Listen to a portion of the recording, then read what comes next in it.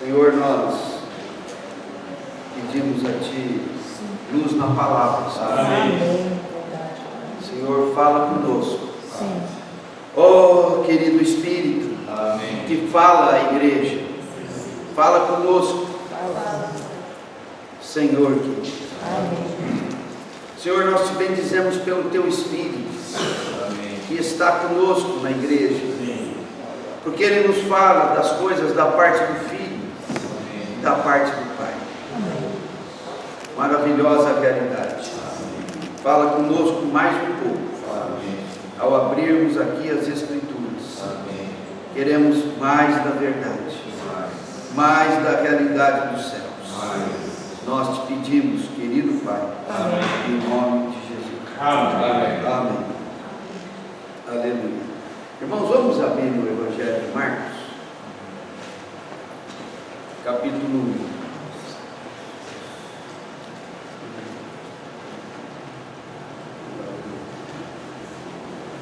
Marcos, capítulo 1.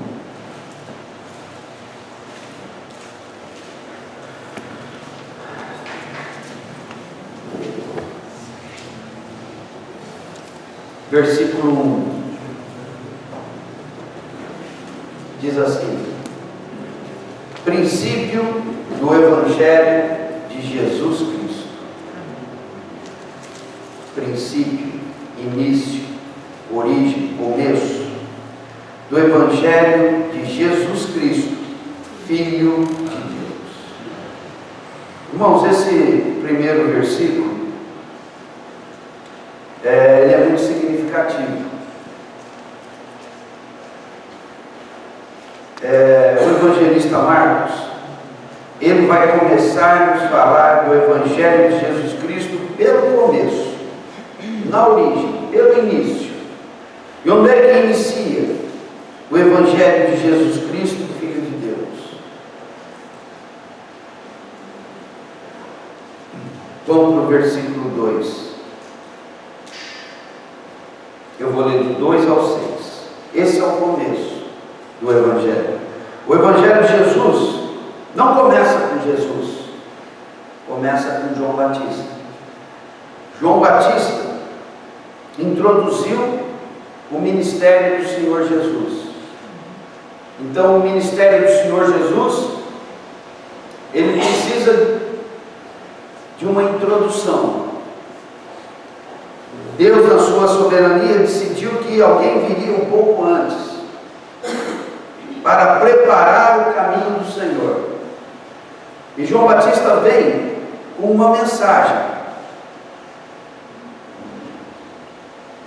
E nós precisamos atentar para esta mensagem, para os elementos da mensagem de João Batista, que prepararia o caminho para Jesus, e que já estaria nos trazendo o Evangelho de Jesus. Então, o Evangelho de Jesus não começa com as palavras de Jesus, começa com as palavras de João Batista. Na verdade, esses dois ministérios são para uma única finalidade. E Deus, na sua sabedoria, introduz Jesus por meio de João Batista. Ele introduz o Evangelho por meio de João Batista. Ele é o começo. Então nós precisamos entender bem a mensagem de João Batista, os itens todos da mensagem de João Batista, porque na mensagem de João Batista já está contido as boas novas do Pai. Bom, então o versículo 2. Esse é o princípio do Evangelho. Conforme está escrito na profecia de Isaías: eis, aí envio diante da tua face, da face do Messias, o meu mensageiro, o qual preparará o teu caminho. Voz do que clama no deserto, ele é a voz do que clama no deserto: preparai do Senhor, endireitai as suas veredas. Então esse era o clamor que Isaías profetizou a respeito de João Batista. Isaías, 700 anos antes, profetizou que João Batista viria adiante do Senhor para preparar o seu caminho. E ele vinha clamando: preparai o caminho do Senhor. Ele dizia isso às pessoas, dizia isso ao coração das pessoas: preparai no coração aquele que está por vir. Preparai o caminho do Senhor, endireitai as suas veredas. Quer dizer, endireite os caminhos aí do teu coração, para que o Senhor tenha caminho para caminhar no teu coração. Os nossos caminhos, os caminhos naturais nossos, são caminhos pelos quais o Senhor não pode andar. O nosso coração é um terreno pelo qual o Senhor não pode andar. O nosso coração é mau, está totalmente desviado. Então João Batista chegou dizendo: endireita o coração, para que o Senhor tenha caminho no teu coração, para que o Senhor tenha como caminhar no teu coração. E quando a gente fala no coração, nós estamos falando de mente, estamos falando de emoção, estamos falando de vontade. Essas são partes do nosso ser interior, da nossa alma, do nosso coração. A nossa mente, ela não é adequada a Deus. Os nossos sentimentos, o que nós gostamos, não tem nada a ver com o que Deus gosta. E as nossas vontades não tem nada a ver com a vontade de Deus. E o Senhor está vindo para nós.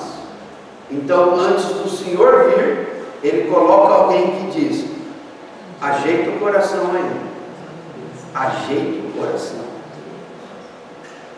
para que ele entre, para que ele caminhe, para que ele prospere. Senão vocês vão ouvi-lo e não vão entender. Ele vai entregar salvação para vocês e vocês não serão capazes de receber. Endireita o coração, endireita o coração. Então, esse era um aspecto importante do ministério de João: preparar o coração das pessoas. Vamos continuar. Versículo 4: apareceu João Batista no deserto, pregando o batismo de arrependimento para a remissão dos pecados. O que quer dizer arrependimento? Significa um coração preparado. A palavra arrependimento no grego é a palavra chamada metanoia, mudança de mente. Mudança de mente. Então o que é arrependimento? É uma mudança da nossa disposição interior. Se prepare para deixar o que você gosta, porque Deus detesta o que você gosta. Prepara para abandonar suas opiniões, que elas estão forjadas na mentira, no engano do maligno, que te mantém como escravo. Prepara para renunciar às tuas vontades, que elas estão te levando para o inferno. Isso é metanoia, isso é arrependimento. E é através dessa mudança de mente que nós endireitamos o coração para o Senhor. Senão o Senhor não tem caminho para nos levar à sua glória. Lembrando o versículo que eu mencionei para os irmãos hoje cedo na reunião. Pedro, se despedindo na sua primeira epístola, ele diz: o Deus de toda graça, que em Cristo nos chamou à sua eterna glória. Esse é o chamado do Senhor. Ele nos chama para a sua glória. Amém. Mas essa glória para a qual Ele nos chama requer um caminho que só pode ser percorrido por aqueles que endireitam o coração, por aqueles que mudam mente, sentimentos e vontades. Senão Deus continua encoberto para nós. Continua encoberto. Você ouve, pode estar na igreja por anos, mas a glória do Senhor está totalmente encoberta. Senhor Jesus. O Senhor caminha num coração disposto ao arrependimento, num coração disposto a mudanças, profundas mudanças radicais, renúncia absoluta. Não é isso? Bom, vamos continuar. João Batista, 4. Apareceu no deserto, pregando o batismo de arrependimento. Então ele batizava as pessoas, ele mergulhava as pessoas nas águas, como uma expressão de uma mudança de atitude interior. Na hora que a pessoa estava sendo mergulhada por João Batista, no seu batismo de arrependimento, aquilo demonstrava que no seu coração ele estava disposto a mudanças, a profundas mudanças, para receber aquele que viria com a salvação. Amém. Para a remissão de pecados. Versículo 5. Saíam ter com ele toda a província da Judéia e todos os habitantes de Jerusalém. Era muito interessante, porque ele foi um profeta muito particular, muito peculiar. Ele era um profeta semelhante a Elias. Elias era um tipo misterioso, se vestia de peles, o que não era comum na época. Ele se vestia como um eremita, e a presença dele era muito incomum, pela maneira de vestir, pela maneira de falar. E quando Elias aparecia, ele é o primeiro dos profetas manifestos na palavra. Ele não tem um livro, ele só está na história. Ele não é como Isaías, Jeremias, Ezequiel, que escreveu ele profetizou, não propriamente palavras futuras, previsões de coisas futuras. Ele profetizou exortação, arrependimento, correção, punição. Esse foi o ministério de Elias. E o ministério de João Batista é comparado ao ministério de Elias. Um tipo estranho. Elias era estranho. Ele se vestia de maneira estranha, ele falava coisas estranhas, ele tinha poder de Deus, ele mandava fogo nas pessoas.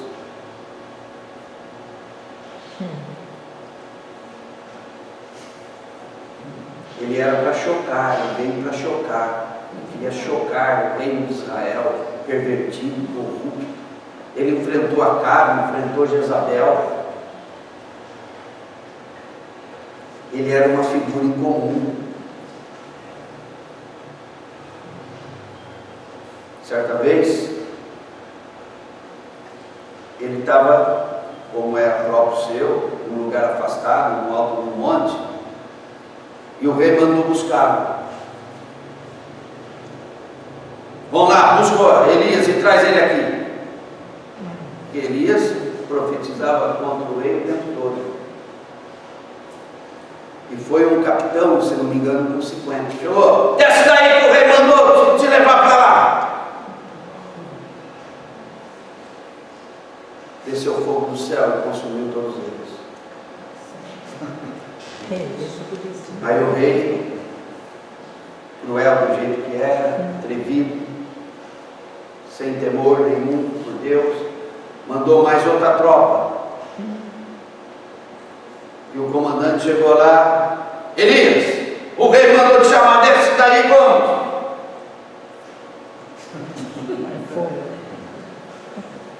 Uma nova churrascada. Consumiu aquela tropa.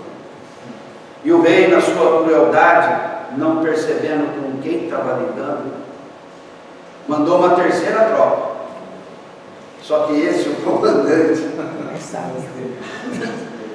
foi humilde, Chegou lá, Elias, olha a minha situação. O rei está lá, bravo, querendo que você vá de qualquer jeito, mas, por favor, não faz comigo o que você já fez com os outros. Poxa, olha a minha situação. Se você não for, estou aqui, ó, na humildade. Se você não for, o rei me pega. Se eu for aí, você me pega. Não tinha lugar para ir. Elias, olha a minha situação, né? Elias falando, eu vou, pode deixar. Irmãos, esse é Elias. E João Batista imprimia nas pessoas o mesmo temor. Quem que falou dele? Quem que falou de Herodes? Onde? Hoje cedo? Quem falou de Herodes hoje cedo? De Herodes, de Herodias. A Denise. É verdade. E o Herodes, bobo que não era, temia João Batista. Mas a mulher dele era uma Jezabel, né? Não entendi. Bom, esse era João Batista, ele era um tipo de Elias.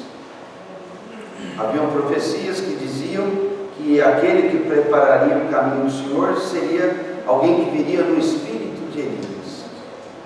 Então João Batista era esse tipo que falava para qualquer um, sem medo.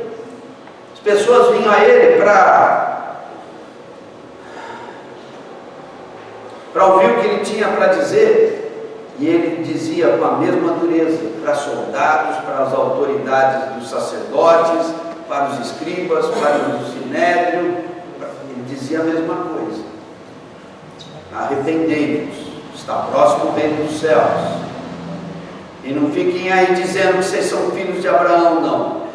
Que de pedra o Senhor faz filho de Abraão. Vocês são é nada. E o machado está posto à raiz da árvore. Se produzir bom fruto, fica. Se não produzir, é queimado e jogado no fogo. E não interessava se era soldado, se era rei, se era do sacerdote, a turma encolhia. Esse era João Batista. Ele veio trazer arrependimento. Ele veio para causar um impacto. Ele veio para dizer para as pessoas: mude o teu coração. A coragem dele falar para o rei que ele estava em adultério. Também. Que corajoso. Até o rei tomava, né? Toma. Essa mulher que você arrumou aí é do teu irmão, safado. Ele levou. Tinha medo. Ninguém escapava. Vocês estão pensando que vão escapar do inverno? Osávia, todo mundo ia no deserto para ter com ele, né? Eu acho tão lindo. Porque ele não ia na cidade. Ele não sei, o Espírito Santo levava as pessoas para ele lá. Ia bastante gente, né? E ele causava. E o povo gostava. Gostava de levar dura, né? Porque ele não ia na cidade, Não, ele era no deserto. E o povo ia. Eu não sei como é que as pessoas descobriram ele ali. A fama do João devia ter corrido. Então, mas como é que chegou primeiro? Sei lá, não sei como é que foi. Mas ele começou no deserto e não foi buscar ninguém na cidade, não. A turma vinha de Jerusalém. E aqui diz toda Jerusalém. As províncias, né? Vinham dali, né? Da província da Judeia. Provavelmente ele era para ser, não, com certeza, ele era da linhagem do sacerdócio, né? Ele era alguém. Ele era alguém que deveria estar lá. Deveria. Servindo no templo. Então o que estava fazendo ali? Eu acho que isso causou uma curiosidade. Porque vinha da província. Tem uma história antes do ministério dele que talvez explique como as pessoas chegavam até ele. Mas o fato é que ele estava no deserto. E a gente. Apareceu João Batista no deserto.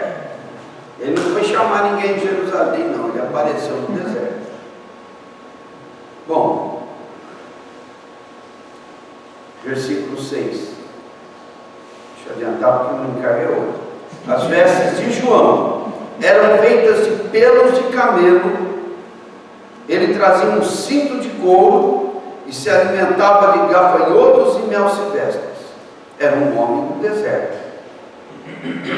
E pregava dizendo: após mim vem aquele que é mais poderoso do que eu, do qual não sou digno de, curvando-me, desatar-lhe as correias das sandálias. Então ele está deixando claro aqui que o que ele estava fazendo era um trabalho menor. Ele estava preparando para o caminho para alguém muito maior, que tinha primazia. Isso está no Evangelho de João. Ele diz que ele não é digno de desatar as correias das sandálias. Então esse era mais um item da pregação dele, a respeito de quem ele anunciava. Meu encargo está aqui. Eu vos tenho batizado com água. Ele, porém, vos batizará com o Espírito Santo.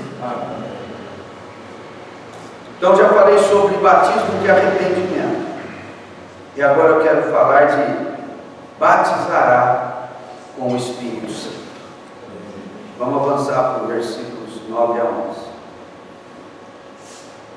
Naqueles dias, veio Jesus de Nazaré, da Galiléia, e por João foi batizado no Rio Jordão. Logo ao sair da água, viu os céus rasgarem-se, o Espírito descendo como pomba sobre ele. Então foi ouvida uma voz dos céus: Tu és meu filho amado, em ti me comprazo. Eu vou ler ainda o versículo 12. E logo o Espírito o impeliu para o deserto, onde permaneceu 40 dias, sendo tentado por Satanás. Estava com as feras, mas os anjos o serviam. Irmãos, João Batista deixou claro: eu tenho um batismo. É o batismo da metanoia, do arrependimento, da mudança de mente. Esteja aberto para abrir mão de tudo que você pensa, de tudo que você gosta e de tudo que você quer.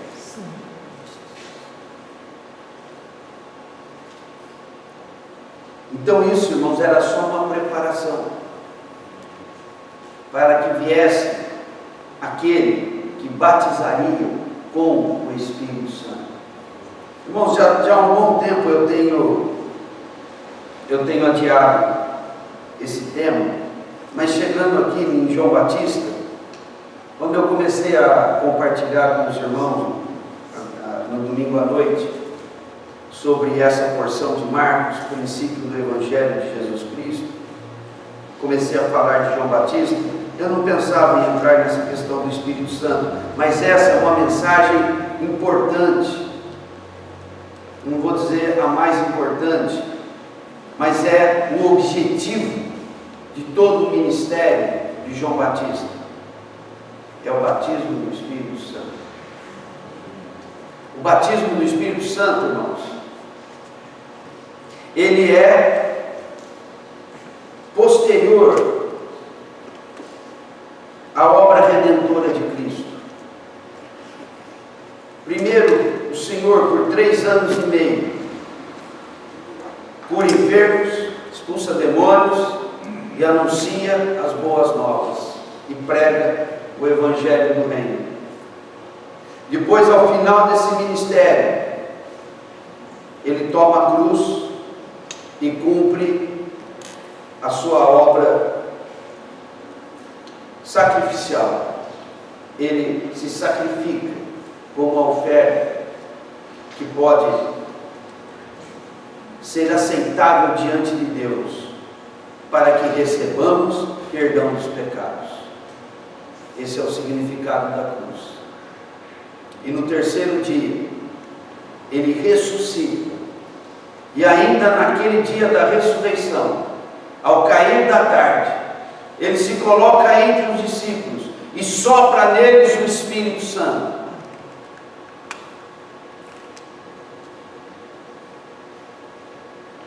Isso no dia da ressurreição. João Batista disse: Ele vos batizará com o Espírito Santo. Mateus ainda fala com o Espírito Santo e com o fogo. Mas hoje não vamos falar de fogo. Ele vos batizará com o Espírito Santo. Então, ao que parece, João estava falando de um resultado posterior da cruz, que o Senhor queria alcançar no que ele estava vindo para fazer. Algo mais importante do que a cruz, mas que sem a cruz não podia acontecer. O Espírito que é santo não pode vir para o pecador imundo. Então ele tem que nos livrar da nossa imundícia. Então, quando confessamos nossos pecados, ele é fiel e justo para nos perdoar os pecados e nos purificar de toda injustiça. Então agora o Espírito que é santo pode ter alguma identificação conosco, porque quando purificados, então o Espírito Santo pode habitar no que é limpo. E nós só podemos, irmãos, confessar pecados e sermos aceitos por Deus porque há um sacrifício. Se não houvesse um sacrifício, o sacrifício daquele que leva as nossas culpas sobre ele, não adiantaria confessarmos pecados. Então a purificação, a nossa purificação de toda injustiça é resultado de duas coisas: do sacrifício de Jesus como aquele que leva a nossa culpa sobre ele, com a nossa confissão. Sem a nossa confissão, o sacrifício de Jesus é inútil para a minha vida. Está lá, maravilhoso. Mas se eu não confesso, aquele sacrifício que leva sobre si as minhas culpas não tem efeito. Então não adiantaria eu confessar pecados se não houvesse um sacrifício que levasse sobre si as minhas culpas. Mas também não adianta ter um sacrifício que leva sobre si as minhas culpas se eu não confesso, se eu não me arrependo, se eu não me disponho a uma mudança de mente. Jesus fez a parte dele, que foi subir naquela cruz de dor. A nossa parte é a nossa metanoia, é o nosso arrependimento, é a nossa mudança de mente, que vem de confessar os pecados. Quantas vezes você confessa pecados durante o dia? Sim, Jesus. Hoje, quantas vezes você pediu perdão para Deus de alguma coisa? Você fez ou pensou? Você não pecou hoje? Pelo menos de manhã, né? Pelo menos na mesa, né? Não, mas vamos esquecer, porque hoje é um dia para lembrar disso. Hoje não vale. Segunda-feira passada. Terça, quarta, quinta, sexta. Irmão, você não está pecando? Você não confessa pecados? Então você não está pecando? Ou você não está vendo o seu pecado? Pois você quer, não entende por que você não é cheio do Espírito Santo, por que você não derrota os demônios, você não sabe por que você não vence as suas fraquezas.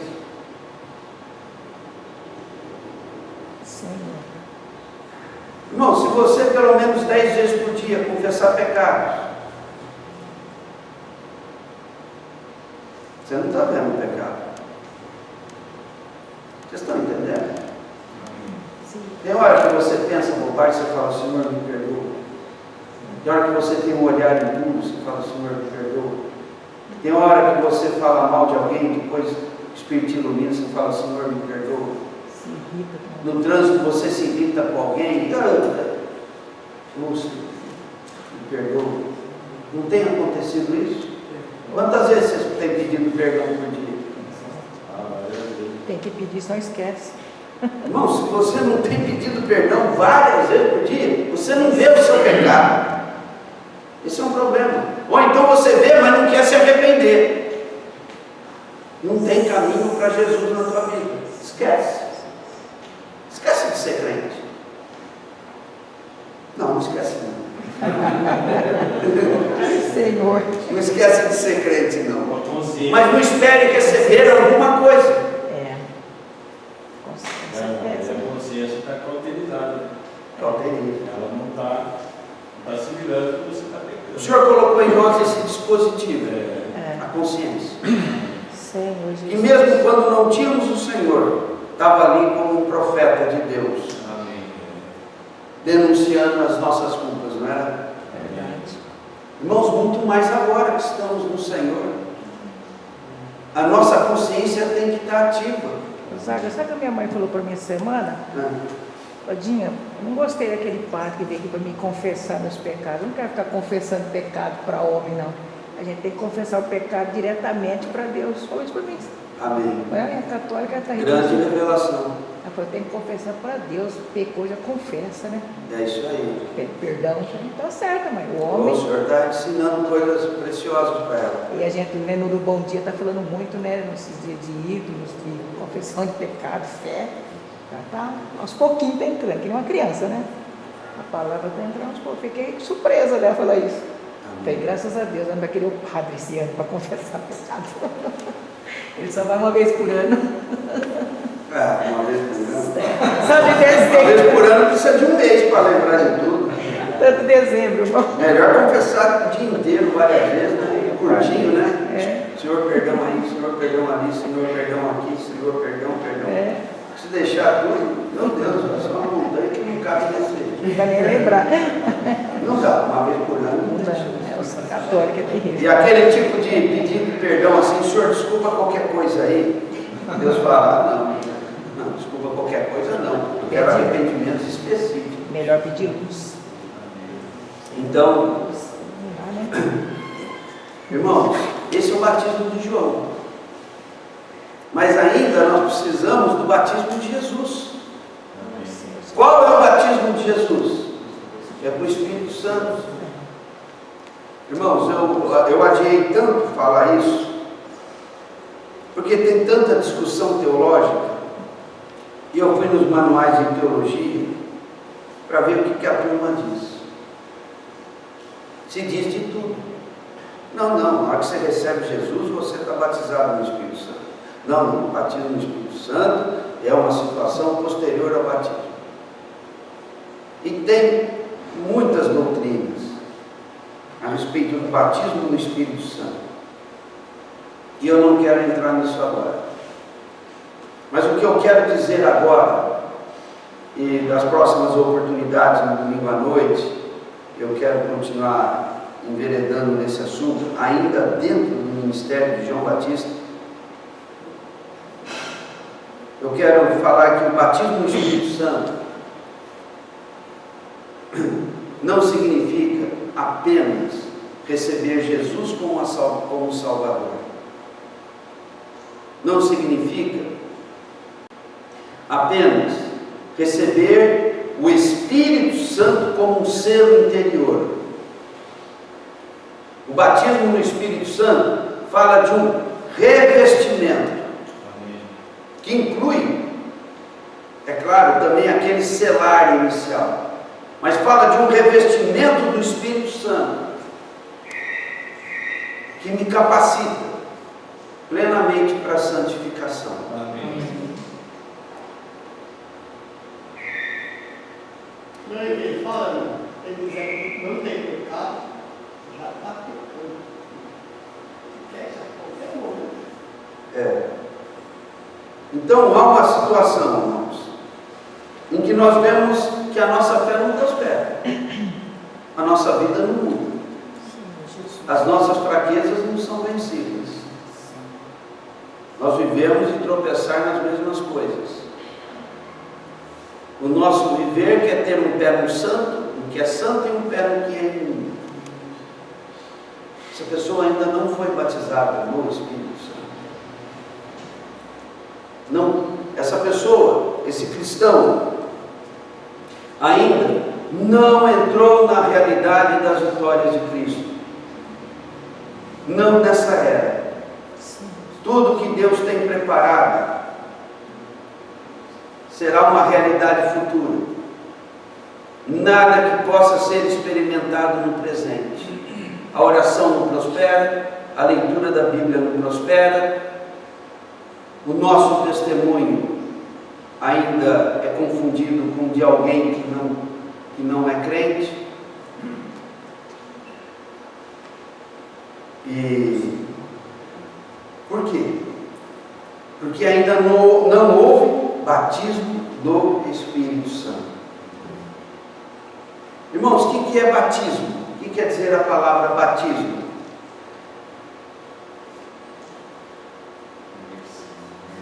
Imersão. Imersão. Eu vou usar aqui a minha.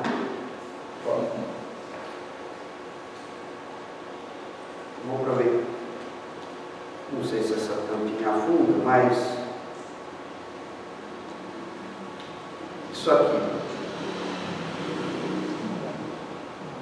Essa tampinha, ela está imersa? Não. Isso não é batismo. Ela está na água, mas está imersa? Ela tem água dentro dela? Não, isso não é batismo. Vamos ver se vai dar certo. E agora?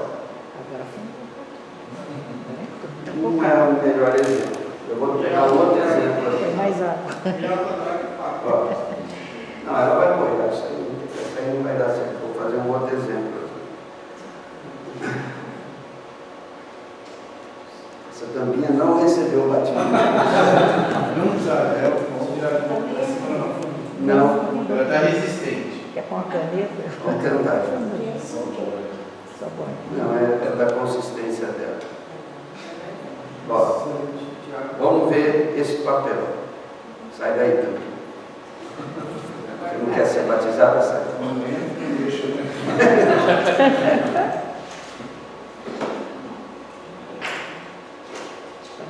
Esqueceu? E aí? Tá teimosa também. Tem uma caneta, Zaca? Uma Ó, caneta já, desce. ó. Já. Uma caneta desce. Ah, então. Ah, Ela está com a mente. isso aí. Pronto. Agora Está imersa. Irmãos, o problema dos nossos pecados não serem vencidos, das nossas fraquezas, é que nós não estamos imersos aí fica o crente boiando. no Espírito Santo. Nós somos cristãos que estamos boiando no Espírito Santo. Irmãos, aqui não há vitória nenhuma. Você só está livre do lago de fogo. O diabo vai continuar a te humilhar. O pecado vai continuar a te humilhar. E sabe por que não afunda? Porque não há arrependimento. O Senhor diz: quem não renuncia a tudo não pode ser meu discípulo. Nós temos vários exemplos na palavra da. Eu quero terminar com um. Considera a história do povo de Israel. Eles se formaram como nação. Eles foram para o Egito como família. Jacó, seus filhos, suas noras, seus netos, certo? Ao todo, 70 pessoas.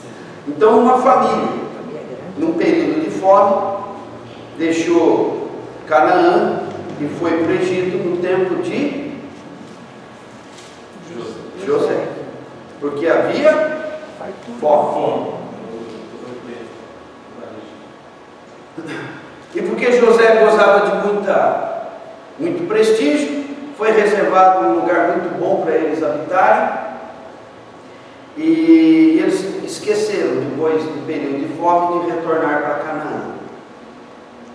Depois de 400 anos, aquela família se tornou uma nação, um povo de mais de 1 milhão de pessoas. Mas a essa altura, eles se tornaram escravos no Egito, porque passou o tempo do prestígio que José tinha e um faraó passou o oprimidos. Eles então clamaram ao Senhor. Não é isso? O que significa aquela situação? Que nós, os escolhidos do Senhor, nascemos numa condição do pecado no Egito. Egito é um tipo do mundo. Faraó é um tipo de Satanás. Então o Senhor levanta Moisés para tirar o povo do Egito. E depois de todas aquelas 10 pragas, eles saem do Egito, cruzam o Mar Vermelho e entram no deserto.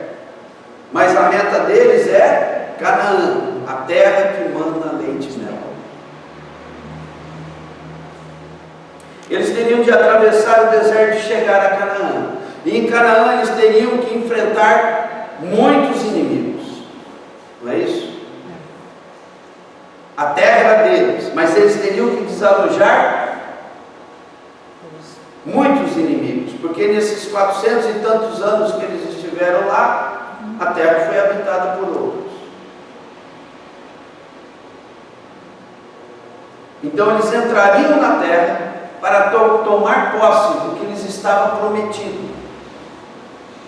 E eles tomariam posse mediante muita luta. Agora, o que havia entre entrar na terra, tomar posse com luta e a saída do Egito? O que havia?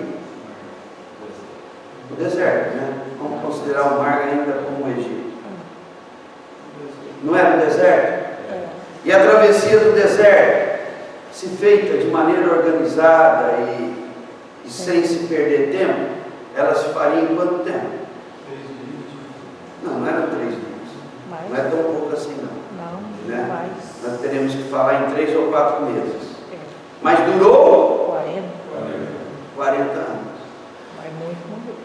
E o que era para ser um caminho reto, o Senhor fez se tornar um caminho com muitos contornos. Irmãos, todo esse período da travessia do deserto, 40 anos, foi para quê? Foi para que eles praticassem o batismo de João. Foi para que houvesse renúncia. Foi para que a rebeldia saísse do coração. Amém. Foi para que o amor que eles tinham pelas coisas do Egito saísse do coração. Amém. Foi para que a idolatria saísse do coração. Não é isso? Então, quando eles chegam ao final de 40 anos, aquela geração caiu no deserto, morreu, e entrou uma nova geração disciplinada, com um coração correto. Aí é que eles entram na promessa. E é agora que eles têm poder para derrotar inimigos, irmãos. Então, quando eles saíram do Egito, o que selou a saída deles do Egito foi a travessia do Mar Vermelho. E aquilo é comparado aqui a um batismo. Aí eles andam 40 anos e aprendem o que? A renúncia, o arrependimento e as duras penas. Eles chegam lá nas portas da boa terra. E lá novamente eles terão que fazer uma nova travessia. Agora é a travessia do... Tem ali um novo batismo. Esse é o batismo do Espírito Santo. E agora eles vão entrar na terra. E os inimigos vão temer. Porque agora eles não são os mesmos que saíram do Egito. Amém. O coração mudou. A idolatria saiu. Amém. O amor ao Egito saiu. Amém. A cultura egípcia saiu. A mente mundana saiu. Amém. A mente rebelde saiu. Agora eles estão arrependidos. Amém. Eles estão mudados. Amém. Na verdade, transformados. Amém. E agora eles estão aptos a entrar na promessa. Amém.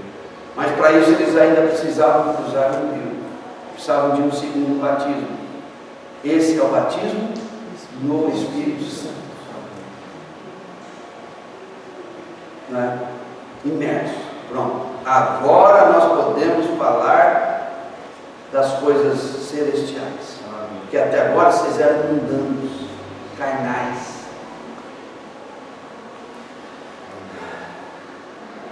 Agora eles entram na boa terra e o coração da população de Jericó se derrete de medo. Nós estávamos falando de demônios hoje, né? O Adriano e o Josiano contaram a experiência. É assustador, não é? Você acredita que depois teve mais irmãos que falaram. Isso, né? Eu vi pelo menos mais 2 pessoas falaram. Você lembra aquela vez que a gente foi em São Paulo? Lá na casa do Roderico, na volta eu andei falando, você precisa entender o espiritual, Adriano. Eu até desejava. Vocês estão precisando de umas visitas de demônios. Você não está lembrando? Falei, você não se ligou ainda, você não caiu na dela.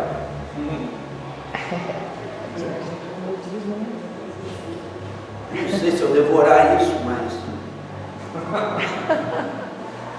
mas graças a Deus, o despertamento veio. Porque não vai ver o Espírito Santo quem não vê o mal. Quando os olhos se abrem, porque é espiritual, não é só para ver anjos maravilhosos e o Espírito Santo. Não, é para ver tudo. E a posição que o Senhor tem nos dado. Não é isso?